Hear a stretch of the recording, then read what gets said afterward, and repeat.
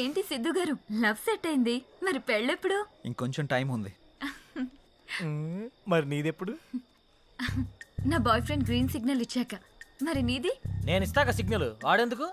నీకు నేను కాదు, ఒక అమ్మాయి ఉంది, తనైతే కరెక్ట్. అమ్మాయా? ఎవరు? మా ఇంటి పని మనిషి. పని మనిషా? నీకు అదే ఎక్కువ. దీనికి అన్ని ఎక్కువేరా. హారికేదరా ఇంకా రాలేదు? హారిక రే, అది కూడా మాటలోనే వచ్చేస్తుందిరా.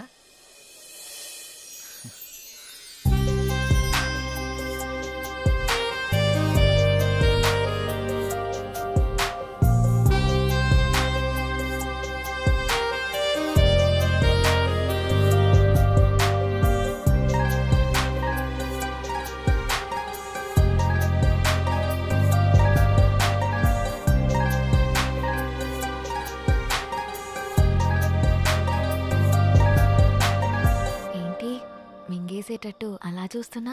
ఈరోజు చాలా బాగున్నావు హారిక. అంటే? చాలా కొత్తగా ఉన్నావు. కొత్తగా అంటే? ముద్దొచ్చేలా. అవునా? అయితే ముద్దు పెట్టుకో. ఇక్కడ? ఇక్కడే. ఇంతమంది ముందా? అవును, అమ్మాయిల నుండి అప్పుడప్పుడే బంపర్ ఆఫర్స్ వస్తూ ఉంటాయి. ఎలా ఇంతమంది ముందు? నీకు క్లూ ఇస్తా. ఏంటి? ఇప్పుడు టైం ఎంత? 8:58. ఇంకో 2 minutes లో ఫేస్ చేంజ్ అవుతుంది ఏరియాలో. ఫేస్ చేంజ్ అవ్వడానికి 30 seconds పడుతుంది. ఆ టైంలో నువ్వు పెట్టేసుకో. కరెంటు ముందే వచ్చేస్తే? మన సినిమాని అందరూ చూస్తారు. వద్దు. సరే, నీ ఇష్టం. ఇష్టమైతే పెట్టుకో, ఇందులో నా బలవంతం ఏం లేదు. లవర్స్ ఏదో సీక్రెట్ గా మాట్లాడుకున్నారు. మీ సిత్తు అందరి ముందు నన్ను ముద్దు పెట్టుకుంటానని ఛాలెంజ్ చేశాడు. రే, నువ్వు రొమాంటిక్ అని తెలుసు కానీ ఇంత రొమాంటిక్ అని ఇప్పుడు తెలిసిందిరా. రే, అది కాదురా. అయినా ఇంతమంది ముందు ఎలా పెట్టుకుంటావురా? నేను కూడా అదే ప్రశ్న అడిగాను జాంగ్రీ. 9 గంటలకి కరెంట్ పోతుంది, మళ్ళీ రావడానికి 30 seconds టైం పడుతుంది, ఆ గ్యాప్ లో పెట్టేస్తా అన్నాడు. అంత మాట అన్నాడా? నువ్వు మామూలుడు కాదురా. సరే సరే, మీ పాటలు మీరు పాడండి, నేను ఆ పక్కెళ్ళి తింటాలే. రే, అది కాదురా. 9 గంటలకి అని చెప్పావు కదరా. కానీ కానీ వాడికి ఎందుకు చెప్పావు? ఆడియన్స్ ఉండాలి కదా. నంబర్ 4 ఇప్పుడే బీరేశాను. ఇక మనకు చికెన్ డిన్నరే తిన్నారు. బాత్రూమ్ పోయేత్తనే. సరే. నెంబర్ 4 ఎప్పుడు ఆ పబ్జీ అనా? మరే నీకు ఇంట్రెస్టింగ్ లైవ్ గేమ్ చూపిస్తా. ఏంటది? జుమాన్జీ, అక్కడ హారికన్ సిద్ధు ముద్దు పెట్టుకుపోతున్నాడు. అవునా? నీ గడ్డం మీద ఒట్టు. గట్టిగా స్కోపించాడు కదా. ఏంటేసేది? వాళ్ళిద్దరు గాని ముద్దు పెట్టుకుంటే నేను 7 o'clock బ్లేడ్ తో నా పేక కోసుకుంటా. నువ్వు బ్లేడ్ రెడీ చేసి అక్కడ పెట్టరా సమరంగా. నేను తెచ్చి పెడతా గానీ ముందు అక్కడ చూడు. చూస్తా. Your time starts now. 10, 9. అన్నా ప్రసాద్ అన్నా, ఎక్కడికి వెళ్ళావురా? బాత్రూమ్ అని చెప్తుంది కదనే. మళ్ళీ ఎక్కడికి వెళ్ళు, డిస్టర్బ్ చేయకు నన్ను. 5, 4. అన్నా, వెనక నుంచి చోటు చంపిండే. చంపని చావు, అక్కడికే పో. 1, boom.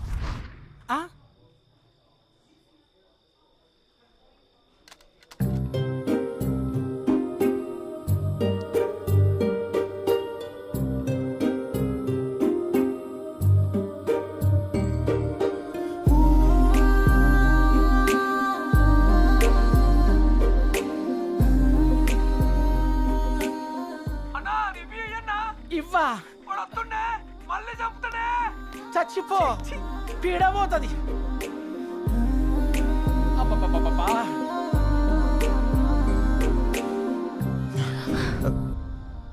ఎవడ్రా పవర్ ఆన్ చేసింది? 7 o'clock పెట్టాడుగా, బ్లేడ్ తో కోసుకుంటావా? ఏంటి కోసుకునేది? ఆవేశంలో ఉన్నప్పుడు ఎన్నెన్నో అంటుంటాం, కోసుకుంటావా ఏంటి? అది నా పేరు. సారీ, అడబెట్టు.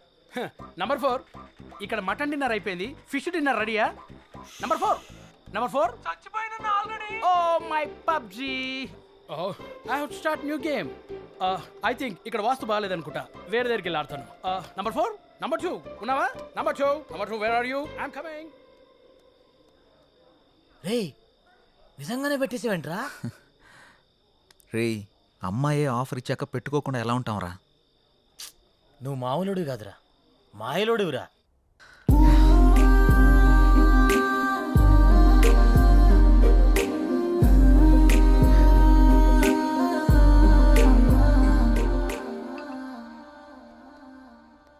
సురేంద్ర సార్ మన ఫస్ట్ లుక్ పోస్టర్ లాంచ్కి ఏర్పాట్లన్నీ పూర్తయినట్లేనా? అవుతున్నాయి సార్. శ్రేయాస్ మీడియా వాళ్ళు బాగా చేస్తున్నారు. వాళ్ళుండగా మనకి ఏ టెన్షన్ లేదు సార్. Hi sir. రాసిద్దు కూర్చో. ఏంటి ఎలా ఉన్నావు? బాగున్నాను సార్. సార్ ఇందులో మూవీ ప్రమోషన్కి సంబంధించిన కొటేషన్ ఉంది, మీరు ఫ్రీగా ఉన్నప్పుడు ఒకసారి చదవండి సార్. ఓకే.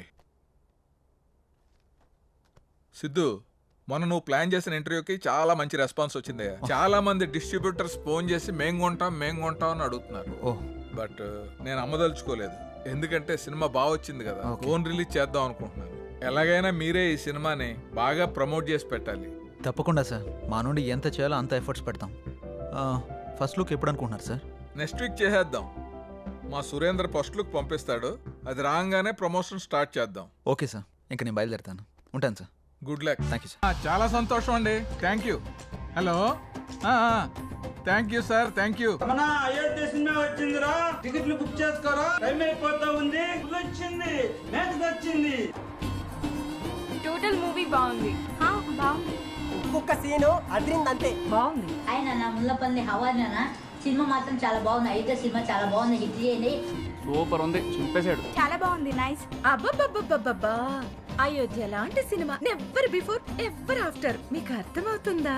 ఇప్పుడే దిల్ రాజు గారు ఫోన్ చేశారు, చాలా బాగుందంట అన్ని ఏరియాలు. ఆంధ్రానే కదండి, సీడెడ్ నైజా 3 ఏరియాలు సూపర్ అంట. టోటల్ గా ఈ చిత్రం చాలా బాగుంది. అద్భుతాన్ని సంక్రాంతికి రిలీజ్ చేసేటువంటి సినిమాగా రిలీజ్ చెప్పుకోవచ్చు. అదే సినిమా అనుకోండి, చంపేసిన సినిమా బొర్ర మీదకి ఆకర్షణలోకి ఎగిరిపోయారు. ఎంతో చెప్పలేము నేనే. సార్ చెప్పండి సార్. సార్ మీరు చెప్తుంది నిజమేనా? నేను ఇప్పుడే వస్తున్నాను సార్. చాలా గొప్ప విషయం. నా మీద చాలా మంచి అభిప్రాయం ఉందండి. ఇలా జరుగుతుంది సడన్ గా ఇలాగా.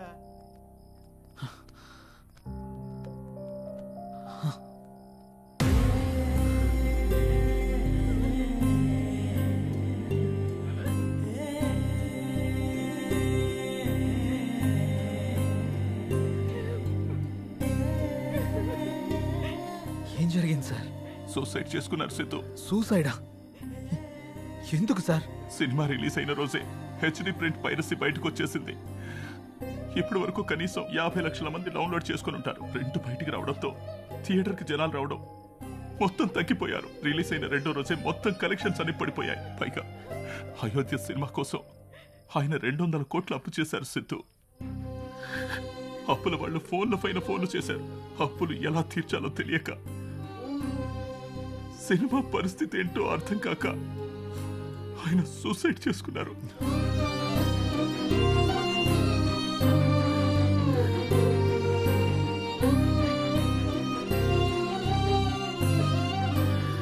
ప్రొడ్యూసర్ సత్యానంద్ గారి హఠాత్ మరణానికి సినీ ప్రముఖులు తీవ్ర దిగ్భ్రాంతికి లోనవుతున్నారు.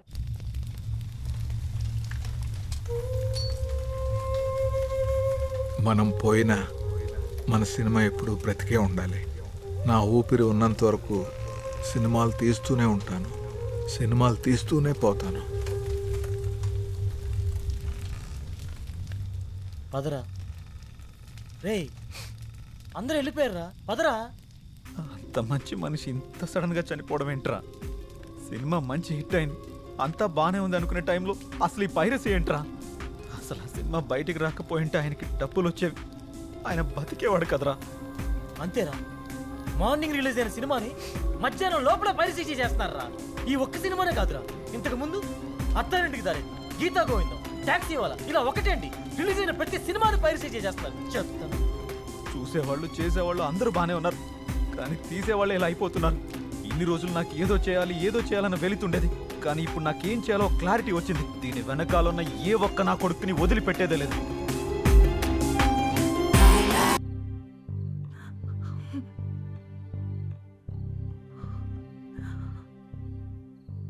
బాధపడకండి మేడం, ఆయన లేకున్నా ఆయన సినిమాలు ఇంకా బతికే ఉన్నాయి. మా ఆయన చిన్నప్పటి నుండి నాకు బాగా తెలుసు. 10 ఏళ్ల వయసున్నప్పుడు సినిమా మీద అభిమానంతో థియేటర్లో సినిమా టికెట్లు ఇచ్చే పని చేసేవారు. ప్రతిరోజు సినిమా చూడొచ్చు అని. ఆయన తీసిన మొదటి సినిమా ఫ్లాప్ అయ్యాక మనకి సినిమాలు కలిసి రావు అని నేనెంత చెప్పినా వినకుండా ఉన్నదంతా అమ్మేసి రెండో సినిమా తీసి సక్సెస్ అయ్యారు. 350 కోట్లతో సినిమా తీస్తాను అన్నప్పుడు ఎందుకండి రిస్క్ అని అడిగాను. కథ నచ్చింది, ఖచ్చితంగా ఆడొద్దని అప్పు చేసి మరీ తీశారు. రిలీజ్కి ముందు టెన్షన్ పడుతుంటే ఎందుకు తీయడం, ఎందుకు ఇలా టెన్షన్ పడటం అని అడిగాను. సినిమా తీయడం ఒక అదృష్టం, అది అందరికీ రాదు. అందులో ఉన్న ఆనందం చేసేవాడికి మాత్రమే తెలుస్తుంది అని అనేవారు. కానీ చివరికి ఆ సినిమా కోసమే తన ప్రాణాన్ని తీసుకున్నాడు బాబు.